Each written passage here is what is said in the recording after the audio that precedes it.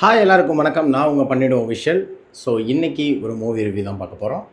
ரெட்ரோன்ற ஒரு படத்தை பார்த்து முடிச்சுட்டு நல்ல ஃபைட் சீக்வன்ஸோடு பார்த்து முடிச்சுட்டு அதுக்கு ஒரு ரிவ்யூவும் போட்டுட்டு சரி மத்தியான ஷோ வந்து ஒரு படத்துக்கு போயிடலாம் அப்படின்ட்டு டூரிஸ்ட் ஃபேமிலின்னு சொல்லி ஒரு படம் ரிலீஸ் ஆகிடுச்சு போயிருந்தோம். அந்த படத்துக்கு ஆல்ரெடி ப்ரீமியர் ஷோ ஓட்டி நிறைய பேர் வந்து ரிவ்யூ போட்டுருந்தாங்க, அது ஃபேக்காக இருக்கும் பொய்யா இருக்கும் அப்படின்னு நினச்சிட்டு நானும் போயிட்டேன். படம் போய் உள்ளே உட்காந்து ஸ்டார்டிங்லேருந்தே காமெடி. இந்த படத்துக்கு வந்து எப்படி நான் சொல்கிறதுன்னு எனக்கே தெரியல. உண்மையாகவே ஒரு அழகான குடும்ப படம். ஒரு குடும்பம்னா இப்படி தான் இருக்கணும் அப்படின்றத ஒரு சூப்பராக எடுத்து காமிச்சிருக்காங்க. அதுலேயும் வந்துட்டு கரெக்டான கனெக்டிவிட்டியோடு பண்ணியிருக்காங்க. எப்படின்னா ஹஸ்பண்ட் அண்ட் ஒய்ஃபோட கனெக்டிவிட்டி சரி, ஒய்ஃபு பிள்ளைகள் இருக்க கனெக்டிவிட்டி சரி, அப்பா பிள்ளைகள் இருக்க கனெக்டிவிட்டி சரி, சூப்பராக பண்ணியிருக்காங்க. உண்மையாகவே ஒரு தரமான படம். ரசித்து நல்லா சிரித்து என்ஜாய் பண்ணேன்.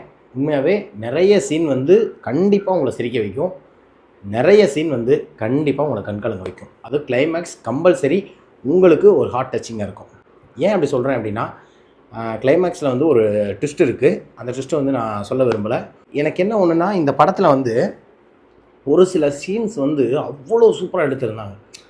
எம்எஸ் பாஸ்கர் வீட்டில் வந்து நம்ம சசிகுமார் வந்து போய் வேலை கேட்க போவார். அப்போ வந்து கப்பில் ஒரு டீ வைப்பாங்க.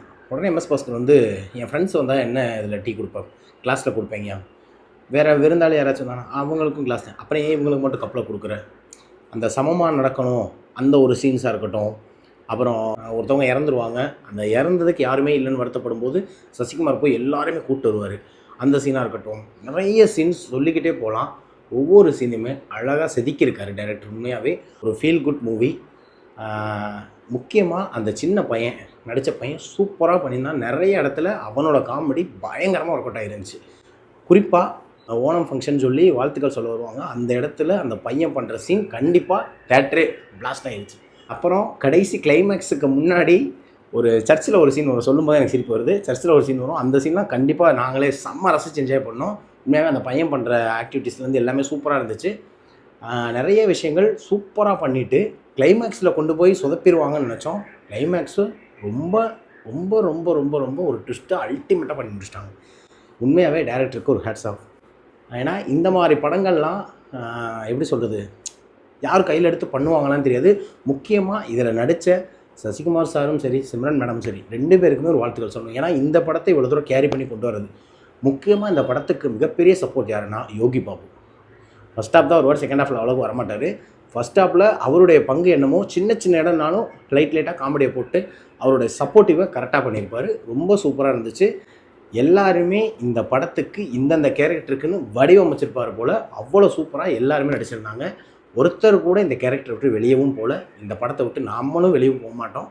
கண்டிப்பாக எல்லாருமே போய் தேட்டரில் பாருங்கள். என்னடா இந்த படத்துக்கு இவ்வளோ இது சொல்கிறேன்னு நினைக்காதீங்க. உண்மையாக போய் தேட்டரில் பாருங்கள். ஒரு ஃபீல் குட் மூவி. நிறைய இடங்களில் நான் ரசித்தேன், சிரித்தேன். மியூசிக் வந்து பார்த்தீங்கன்னா உண்மையாகவே சூப்பராக இருந்துச்சு. சாங்ஸ் என்ன தான் நம்ம மனசில் பதியலைனாலும் பேக்ரவுண்ட் ஸ்கோர் சூப்பராகவே இருந்துச்சு. அழகான ஒரு குடும்ப படம். கதை வந்து ஒரே ஒரு லைன் தான். இலங்கையிலேருந்து தப்பிச்சு வராங்க, தமிழ்நாட்டில் அவங்களால வாழ முடியுமா? இவங்க வாழ்கிற நேரத்துக்கு பார்த்தீங்கன்னா கரெக்டாக ராமேஸ்வரத்தில் ஒரு பிளாஸ்ட் நடந்துடுது. அந்த பிளாஸ்ட்டு இந்த குடும்பம் தான் பண்ணிடுறாங்களா? இதுதான் படத்தோட கதை.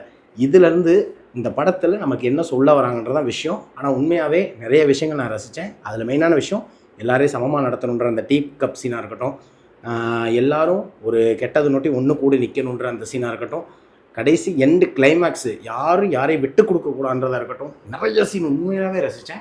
இது செய்து கண்டிப்பாக போய் பாருங்கள். உண்மையாகவே சசிகுமார் சார் இதை எடுத்து நடிச்சிருக்கான்றப்போ எனக்கு ஆச்சரியமாக இருக்குது. ஏன்னா அவர் பார்த்தீங்கன்னா ஃபுல் அண்ட் ஃபுல் அந்த ஃபைட் சீக்வன்ஸ் அது இதுன்னு அப்படி நடித்தவர் ஒரு சாதுவான அப்பாவா, சாந்தமான அம்மாவா சிம்ரன் எல்லாருமே கரெக்டாக அந்த ஃபிட்டிங்காக இருக்காங்க. ஏதோ தெரியல எப்படி சொல்கிறதுனா, ஒரு சில விஷயங்கள் நம்மளாக உருவாக்குறது இல்லை, அதுவாக உருவாயிரும் போல்.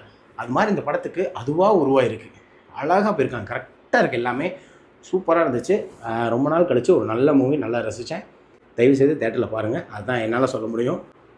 இந்த வீக்கெண்ட் கண்டிப்பாக வந்து பார்த்திங்கன்னா நல்ல நல்ல படங்கள் வந்திருக்கு. ரெட்ரோவாக இருக்கட்டும், டூரிஸ்ட் ஃபேமிலியாக இருக்கட்டும். ரெட்ரோ இங்கிட்டு ஃபைட் சீக்வன்ஸ் அடிச்சு நொறுக்கி போட்டு படம் எடுத்துக்கிட்டு இருந்தாலும், அப்படியே ஆப்போசிட்டில் இங்கிட்டு சாந்தமாக ஒரு படம், நல்ல ஒரு கூலாக ஒரு படம் அப்படின்னா டூரிஸ்ட் ஃபேமிலி கண்டிப்பாக சொல்லுவேன். பாய் குக்கும்.